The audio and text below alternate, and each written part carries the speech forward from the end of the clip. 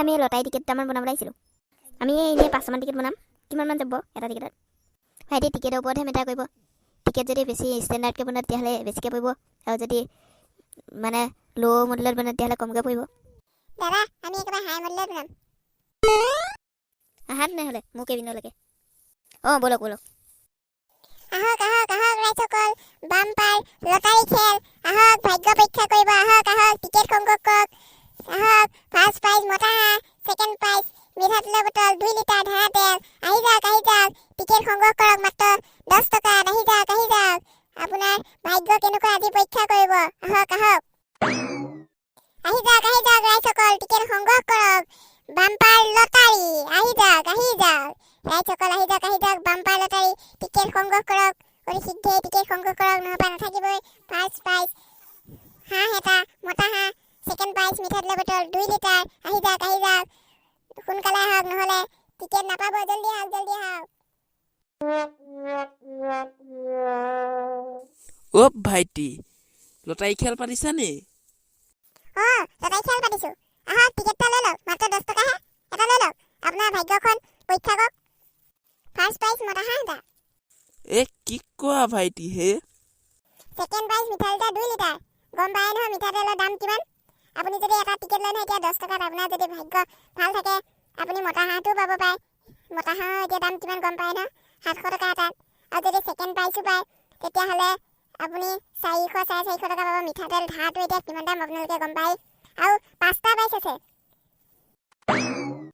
দাদা এটা লৈ লওক। ভাইটি কি এটা লোৱাৰ কথা কোৱা হে? মোক 2টা দিয়া। ৰ'ব দিছো। এই নামটো কি বুলি লিখিম কৈ দিয়ক নামটো আপোনাৰ। মানে আপুনি কাৰ নামত টিকেট ল'ব? দুইটা নাম কৈ দিয়ক। কৈছো ৰ'বা। এটা নাম লিখা নন্দেশ্বৰ কাইতি হাজৰিকা, আৰু এটা নাম লিখা সৰুমণি হাজৰিকা। পিছে খেল কেই তাৰিখে আছে? খেল 12 তাৰিখে আছে। এইটো দেওবাৰ গৈ পেলাই অহাটো দেওবাৰে। এইটো আপোনাৰ টিকেট লওক 2টা। আপোনাৰ 2টা টিকেট হৈ গ'ল। এতিয়া পইচা 20 টকা দিলে হ'ব। দাদা বাইদেউ, ভাইটি ভণ্টি, বৰ্তা বৰমা, মুহা মাহী মামা ভাগিন, আহি যাওক টিকেট লওক, বাম্পাৰ লটাৰীৰ টিকেট। আহি যাওক সংগ্ৰহ কৰক। আহি যাওক ভাগ্য পৰীক্ষা কৰিবলৈ। আহি যাওক আমি লৈ আহিছোঁ আপোনালোকলৈ এটা বাম্পাৰ লটাৰী খেল। ইয়াৰ ফাৰ্ষ্ট প্ৰাইজ হৈছে এটা মতা হাঁহ, ছেকেণ্ড প্ৰাইজ হৈছে 2 লিটাৰ ধাৰা মিঠাতেল। তেনেদৰে 5টা প্ৰাইজ আছে। আহি যাওক এতিয়াই টিকেট সংগ্ৰহ কৰক। টিকেটৰ দাম মাথো 10 টকা। এতিয়াই সংগ্ৰহ কৰক। আহক ককা আইতা সকলো আহক, সোনকালে টিকেট সংগ্ৰহ কৰক, নহ'লে আপোনালোকৰ ভাগত টিকেট নপৰিবই। আহি যাওক নিজৰ ভাগ্য পৰীক্ষা কৰি লওক। ভাইটি লটাৰী খেল খেলাছা নি?